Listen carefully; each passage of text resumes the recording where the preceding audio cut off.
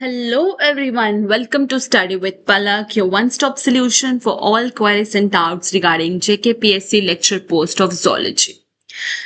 हमने last video में start किया था एंटोमोलॉजी जिसमें हमने इंसेक्ट्स का यूज पढ़ा था as a food and medicine. अब हम पढ़ने वाले हैं insects as a biological control agent. सबसे पहले तो you should know what you mean by biological control या बायो कंट्रोल, है ना। तो बायोलॉजिकल कंट्रोल या बायो कंट्रोल क्या होता है कि जब आप लोग क्या करते हो, पेस्टिसाइड्स इंसेक्टिसाइड्स का इस्तेमाल ना करने की बजाय किसी नेचुरल एनिमीज लाइक प्रीडेटर्स का, पैथोजेंस का, इंसेक्ट्स का इस्तेमाल करते हो to control pest, disease, weeds वगैरह को कंट्रोल करने के लिए, वीड्स की ग्रोथ को कंट्रोल करने के लिए, पेस्ट की ग्रोथ को कंट्रोल करने के लिए, डिजीजेस को प्रिवेंट करने के लिए हम किसी पेस्टिसाइड या किसी फंगिसाइड, वीडिसाइड इसका इस्तेमाल नहीं कर रहे, किसी केमिकल का यूज नहीं कर रहे हैं। ठीक है, हम लोग क्या कर रहे हैं, हम नेचुरल एनिमीज का इस्तेमाल कर रहे हैं जो उसको किल करेंगे, उसे वहां से रिमूव करेंगे। ठीक है, तो जिसकी वजह से बायोडाइवर्सिटी भी इंक्रीज होगी और आपकी जो क्रॉप होगी, जो आपका खाना है वो केमिकल फ्री होगा। ठीक है, तो हम लोग क्या कर रहे हैं, नेचुरल एनिमल्स का, हम लिविंग ऑर्गेनिजम्स का इस्तेमाल कर रहे हैं। तो बायोलॉजिकल कंट्रोल बेसिकली क्या है, use of living organisms,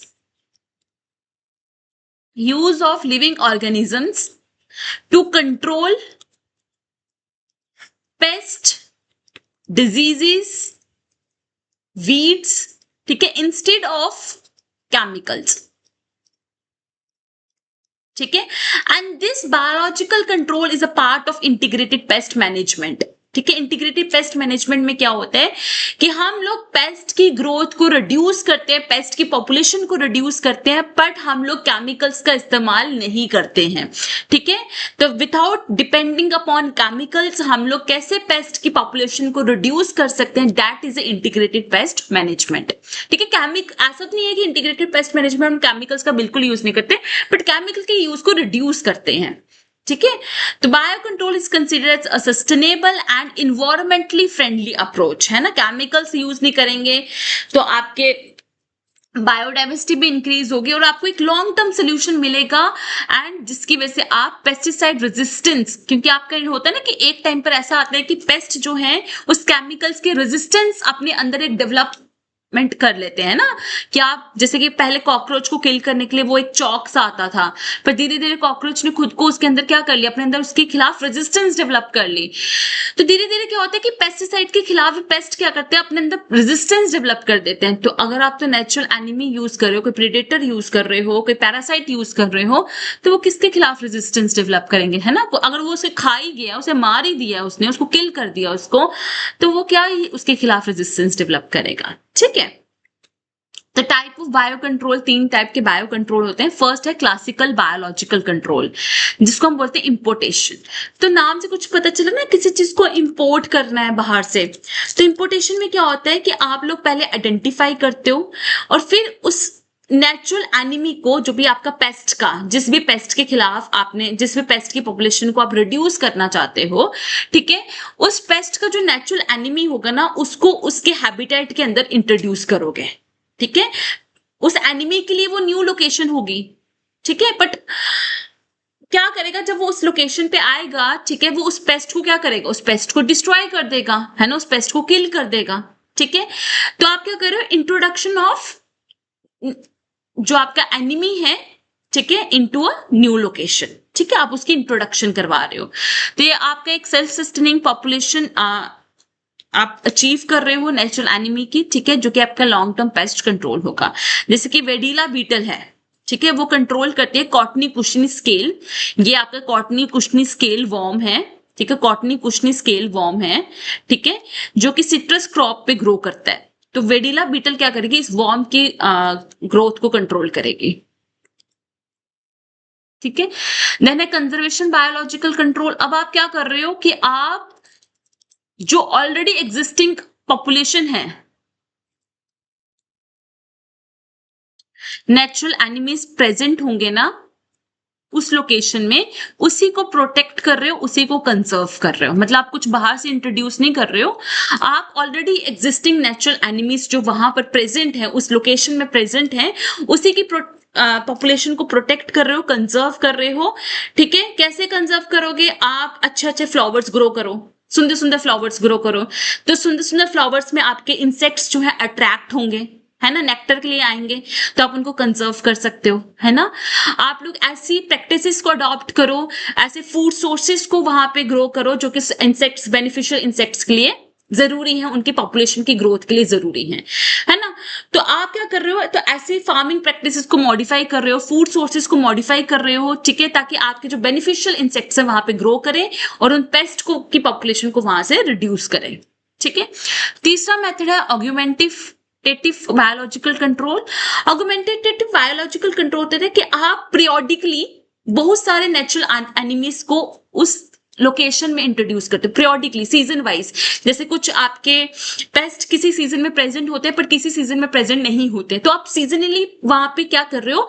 paste की पॉपुलेशन को इंट्रोड्यूस कर रहे हो according to the season, according to the crop. वहां पे कौन सी क्रॉप को ग्रो कर रहे हो, वहां पे कौन सा पेस्ट प्रेजेंट होगा, किस सीजन में कौन सा पेस्ट हो सकता है, किस सीजन में कौन सा पेस्ट नहीं हो सकता है, तो उसके हिसाब से आप इंसेक्ट्स को वहां पे इंट्रोड्यूस करोगे, नेचुरल एनिमीज को वहां पे इंट्रोड्यूस करोगे periodically according to the season, ठीक है, अकॉर्डिंग टू द नीड कि वहां पे कौन सा पेस्ट उस टाइम पे प्रेजेंट है। ठीक है, जैसे कि आपने लेडी बग्स को रिलीज करते हो एफिड्स की पॉपुलेशन को कंट्रोल करने के लिए, या पैरासिटिक वर्म्स, वैस्प्स को यूज करते हो व्हाइट फ्लाइज की पॉपुलेशन को कंट्रोल करने के लिए।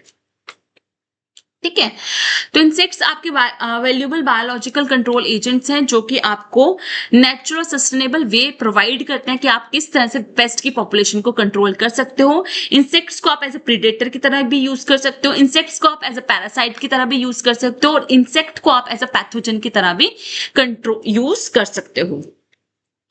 तो प्रीडेटर की तरह देखते हैं, प्रीडेटर्स क्या होते हैं?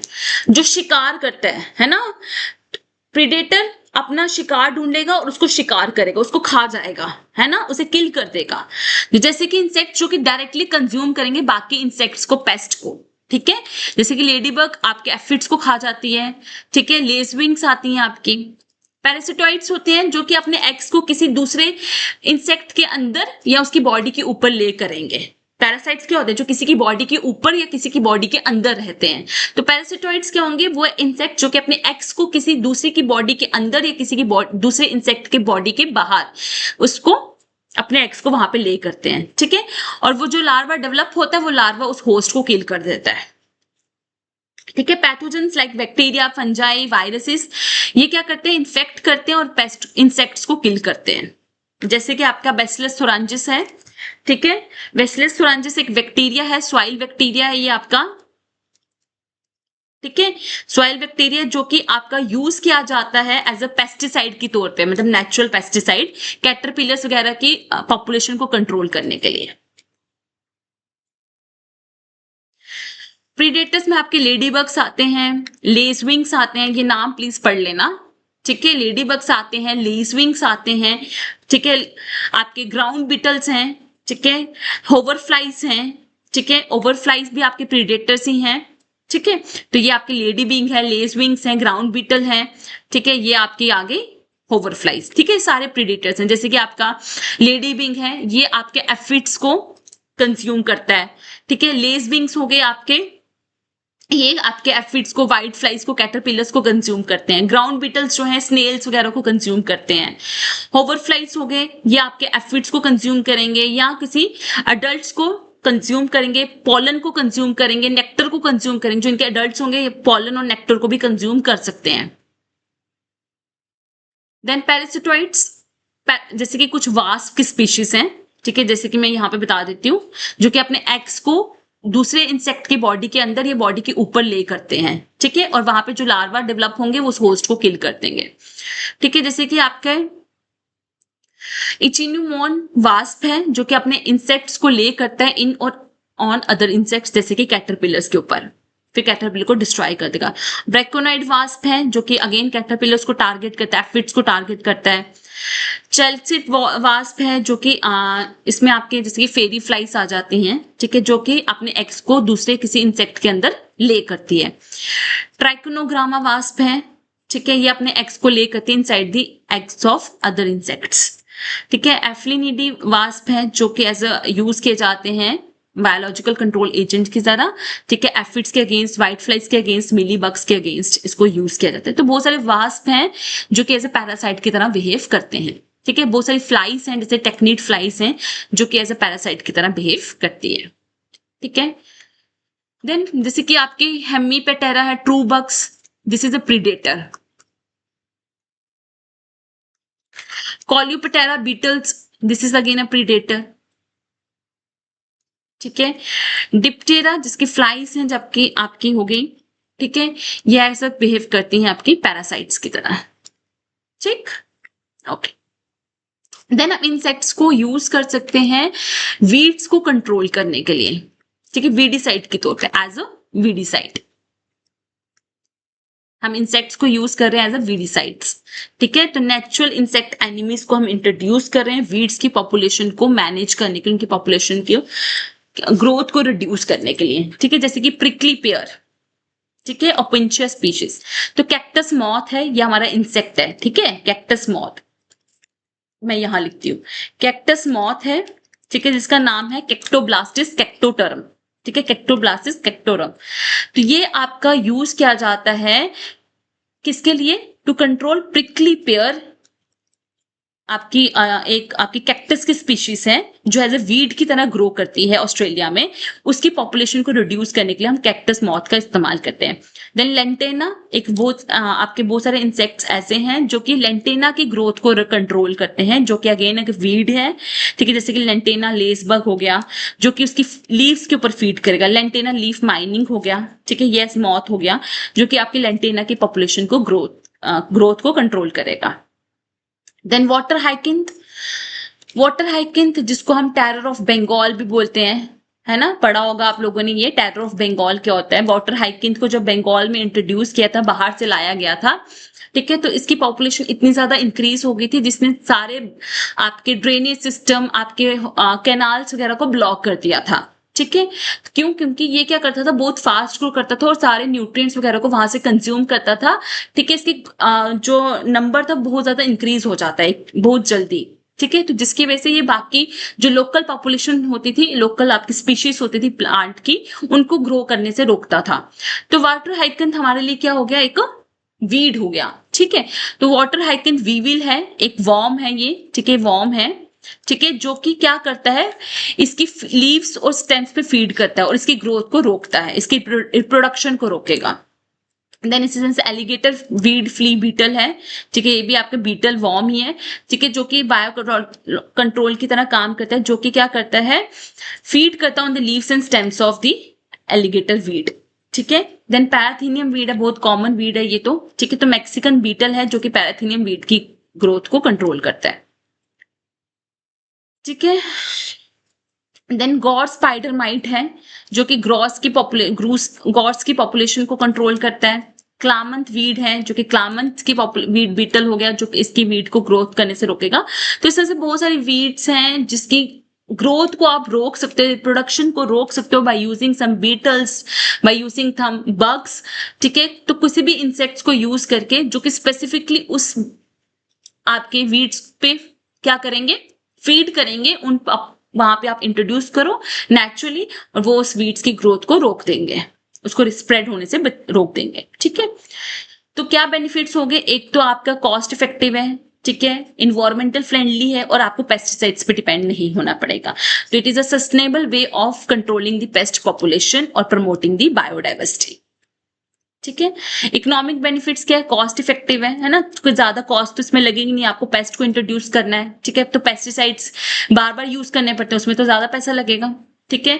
सस्टेनेबल एग्रीकल्चर, ऑर्गेनिक फार्मिंग हो गई आपकी, ठीक है, मैन्योर भी प्रोड्यूस हो जाएगा, बायोडाइवर्सिटी भी इंक्रीज हो जाएगी और केमिकल फ्री होगा, ठीक है। और आपका कोई रेसिड्यू भी नहीं पीछे बचेगा, है ना, ऐसे कुछ रेसिड्यू, पेस्टिसाइड्स के रेसिड्यूज बच जाते हैं जो कि फूड चेन में एंटर कर जाते हैं, फिर वहां पे बायो कम्युलेट होते हैं, बायो मैग्नीफाई होते हैं, उनका नंबर इंक्रीज होता जाता है जैसे जैसे जो जो उसे कंज्यूम करता जाएगा, ठीक है। तो वो चीज भी आपकी नहीं होगी, ठीक है. So for further videos, do like and subscribe Study with Palak, and you can join my Telegram group. The link of the group is given here. Here you will get all the PDFs, class updates and MCQs. And here you can interact with me, because I believe more we connect, easier the success becomes. So just one click and your search ends here.